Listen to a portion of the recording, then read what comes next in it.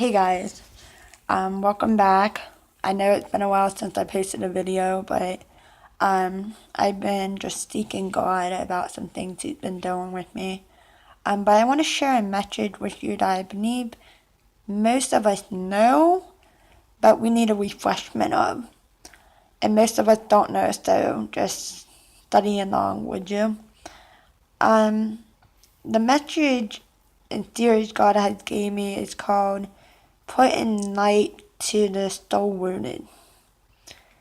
And what the target of Satan is against your life and how you can block it from him having target by applying the light of Jesus into your life. If you would, please turn to Malachi 4:2, and I'll show you revelation he gave me. The judgment day will come, for behold, the day cometh that shall burn as an oven, and all the proud ye, and all that do wickedly shall be stumbled, and the day that comes shall burn them up, says the Lord of hosts, that it shall neither root nor branch. But unto ye that fear my name shall the Son of Righteousness arise, and healing in his wings ye shall go forth and grow up as calves of the stall, and ye shall tread upon the wicked, for they shall be ashes under the soles of your feet in the days that I shall do this, says the Lord of hosts. Remember ye the law of Moses my servant, which I commanded unto you in Horeb. For Israel with the statutes of judgment, behold, I will send you Elijah the prophet before the coming of the great and dreadful day of the Lord. And you shall turn the hearts of the father to the children, the heart of the children to their father, lest I come smite the earth with a curse. I'm not saying that I cursed by any means. I'm not proclaiming that. I want to make that clear.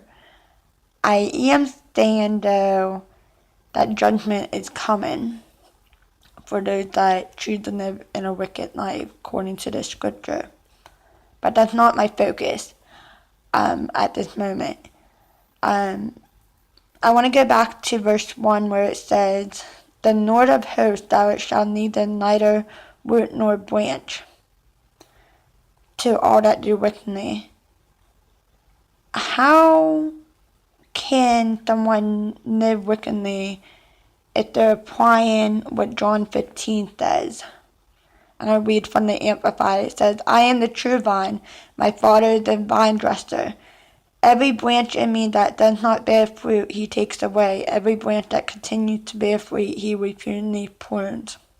There's a pruning taking place, so that it will bear more fruit, even richer and finer fruit. You are already clean because of the word which I have given you, the teaching which I have discussed with you. Remain in me, and I will remain in you.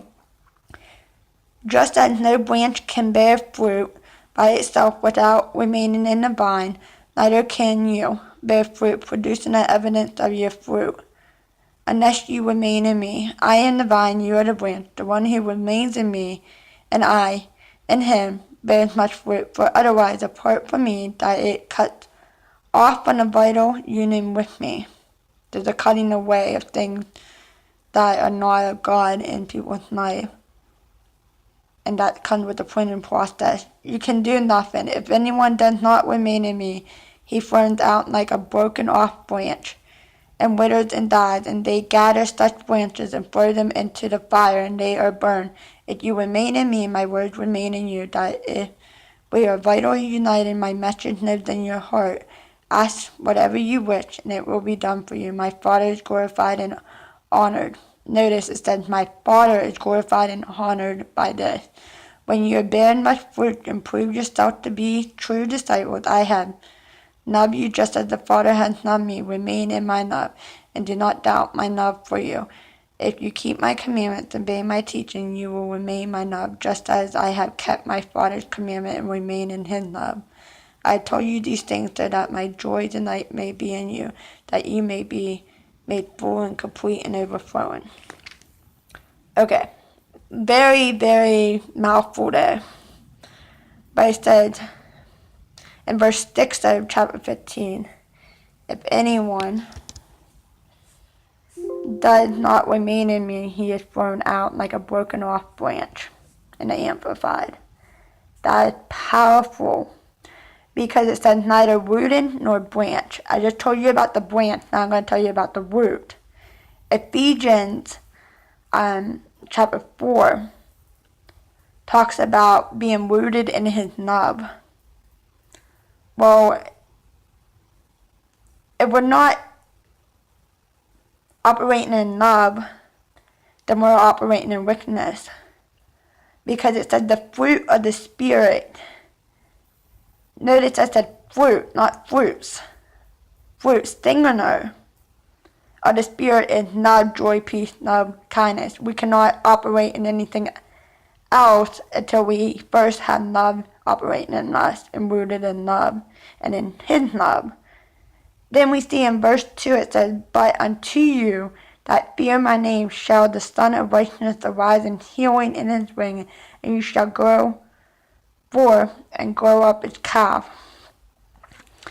Okay, this is where I want to stop right now.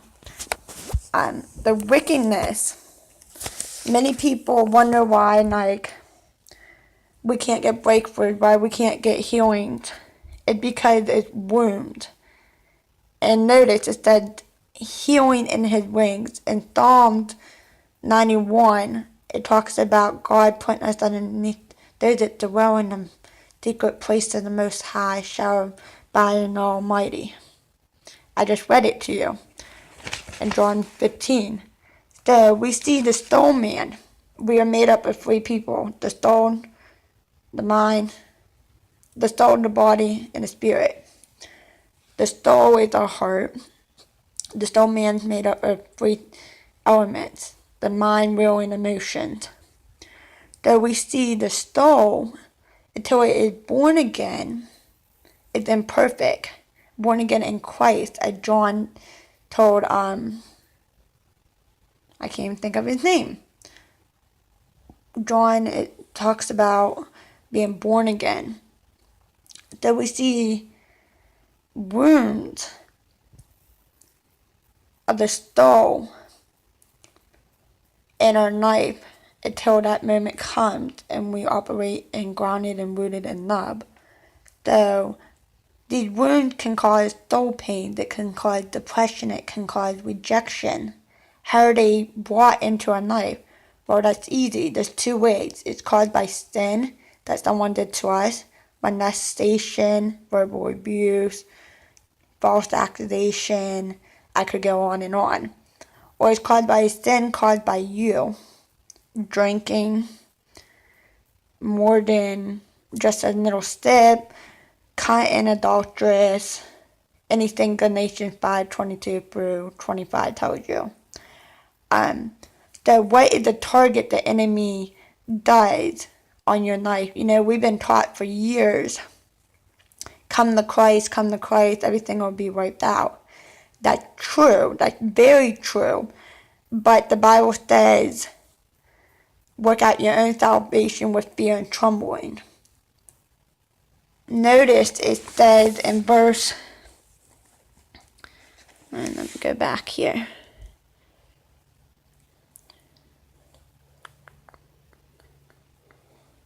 It goes with verse 2, but unto you that fear my name. There's many of us that don't fear his reverend name. There's many of us that don't have a reverent fear. We are fearful for the wrong reason.